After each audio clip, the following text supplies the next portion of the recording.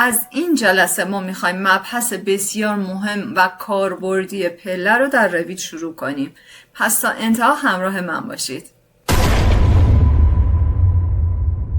سلام، من الهام کیانی هستم و با کانال یوتیوب الهام آرکن لایف همراه شما هستم. دوستان اگر تا به این لحظه کانال یوتیوب من هنوز سابسکرایب نکردین، لطفا همین الان بزن رو دکمه سابسکرایب، نوتیفیکیشن رو اکتیو کن که هیچ آموزش رو از دست ندید، که به صورت روزانه آموزش های جامع نرم افزار رویت رو خواهیم داشت.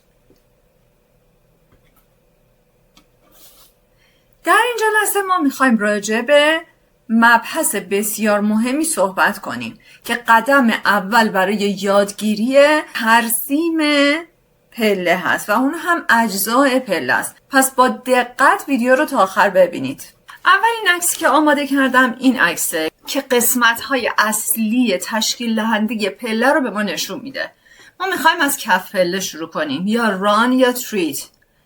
کف پله دقیقاً این قسمت قهوه‌ای پررنگ یا چری وودی که الان دارید داخل عکس میبینید بهش گفته میشه تریت، که دقیقاً همون قسمتیه که پاروی اون گذاشته میشه. اگه اتوکد کار کرده باشید، در اتوکد معمولاً در اتوکد ما می اومدیم یک کف پله کمتر از تعداد پله ها می گرفتیم، ولی من برای اینکه یه مشکل بزرگ و پیچیده رو در رویت براتون حل کنم، یه تریکی بهتون در آینده آموزش میدم که شما حتما باید تعداد پله هاتون با تعداد کف پله هاتون یکسان باشه.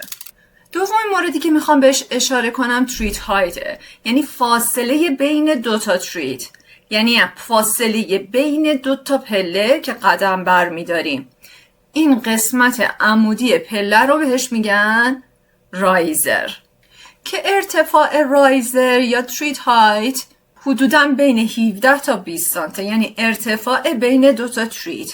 یعنی تریت اول یعنی این قسمت ران اول که پاتون رو روش میذاریم و پله دوم بهش میگن تریت هایت یا رایزر که بین 17 تا 20 سانته، که معمولاً 20 سانت دیگه در نظر نمیگیرم. افراد در هنگام رفت آمد دچار مشکل میشن. البته در مکانهای مختلف ارتفاع رایزر یا تریت هایت متفاوته. یه سری پله های آزاد داریم که 14 سانتی متر در نظر گرفته میشه. سالن ها و سینماها تقریبا 16 سانتی متر در نظر گرفته میشه. مدارس و دانشگاه ها 16 تا 17 سانت. منازل مسکونی بین 17 تا 19 سانت محاسبه میشه. و یه سری پله های فرعی داریم مثل پله های زیرزمین یا بعضی از قسمت های پارک ها یا جاهایی که رفت و آمد کمتری داره. بنا به صلاح دید مهندس سازه 20 سانت در نظر گرفته میشه، که باز هم دارم تأکید میکنم که 20 سانت ارتفاع خیلی زیادیه و این پله ها هم به کمر آسیب میرسونه هم به زانوها. یه موردی که میخوام در اینجا بهش اشاره کنم در مورد شیب پله است که مهندس سازه شیب پله رو به ما اعلام میکنه. حالا من یه اشاره کوتاه بهش میکنم که شما یه اطلاعات کافی در مورد شیب پله هم داشته باشید. شیب پله به ارتفاع و کف پله بستگی داره که هرچی ارتفاع رایزر ما یعنی همین قطعه عمودی پله بیشتر باشه شیب کمتر میشه و هرچه ارتفاع کمتر باشه شیب بیشتر میشه، که در حالت نرمال و برای ساختمان‌های مسکونی حدوداً 30 درجه در نظر گرفته میشه. بریم عکس دوم. یه قسمتی در عکس دوم بهتون نشون بدم. این قسمت سفیدی که اینجا دارید میبینید، من دارم روش حرکت میکنم. اگر شما توجه کنین، اجازه بدید من ادیت رو بزنم، اینو یه ذره بیارم از مداد استفاده کنم. ببینین این قسمت استرینگره که بهش کنار پله یا گونه پله گفته میشه، که در طول آموزش حتما بهشون اشاره خواهم کرد. عرض پله میشه از اگر من بیام ادیت رو دوباره بزنم، عرض پله دقیقا میشه از این سر پله تا این سر پله.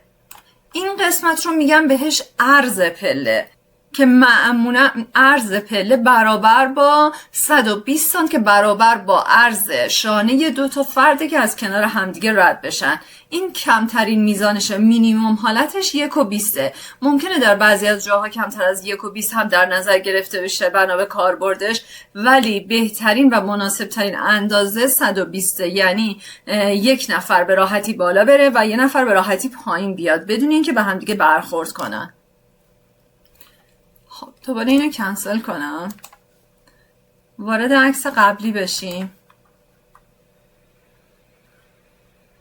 خب مورد بعدی که اینجا وجود داره نویزینگه. این قسمت بیرون زدگی تریت یا سنگ پله است و حد اکثر تا 2 سانت در نظر گرفته میشه.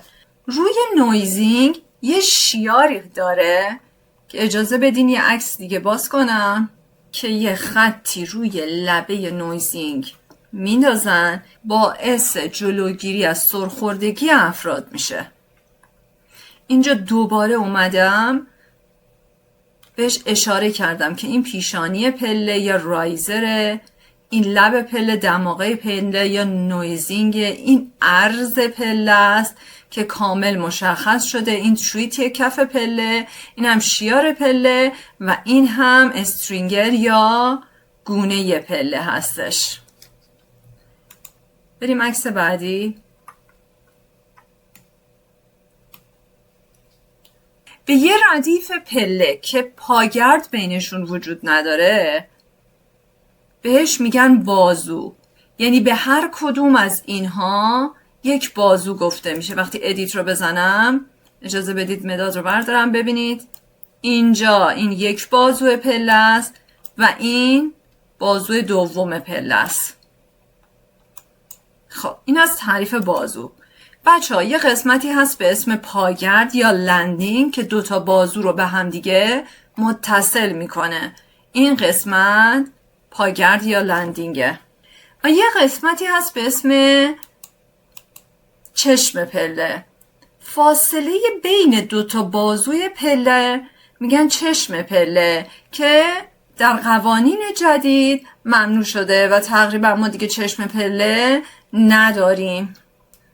مورد بعدی که اینجا میتونم بهش اشاره کنم فاصله بین این کف و این کفه که بهش میگن، یعنی ارتفاع این 2 تا رو بهش میگن سرگیر که حداقل باید 2 متر باشه. خب دوستان رسیدیم به انتهای این جلسه و با اجزای اصلی پله آشنا شدیم. اینها رو کامل یاد بگیریم به خاطر اینکه ما با تک تک این نکاتی که در این جلسه ذکر شد کار داریم. سعی کنید هم فارسیشو بلد باشید و روی انگلیسیش تسلط کامل داشته باشید. نرم افزار رویت بر اساس زبان انگلیسیه و هر کدام از آپشن هاش بر اساس زبان انگلیسیه، پس بهتره که شما معادل انگلیسی اجزای ساختمان رو بلد باشید و بدونید که دچار مشکل نشید. و این ربطی نداره به اینکه من کجا زندگی میکنم و یا به چه زبانی در این کشور صحبت میشه. مهم اینه که نرم افزار رویت یک نرم افزاریه که پیشفرضش انگلیسیه و ما حتما باید روی زبان انگلیسی حداقل تا حدودی تسلط داشته باشیم تا بتونیم اجزای مختلف ساختمون رو نام ببریم. و وقتی من منوی رو میام به انگلیسی میگم دلیل نمیشه که من بگم که من انگلیسیشو بلدم، بلکه ما باید اون منو رو به انگلیسی بشناسیم تا بتونیم تنظیماتش رو انجام بدیم. هیچ تنظیماتی توی رویت به زبان فارسی نیست، پس لطفاً کامنت نکنید که من همه رو به فارسی بیان کنم. اگر من قرار باشه همه رو به فارسی بیان کنم شما نمیتونید تسلط داشته باشید روی نرم افزار رویت، چون کلاً به صورت پیشفرض نرم افزار رویت به صورت انگلیسیه و بیانش به زبان فارسی به ضرر شما میشه. وگرنه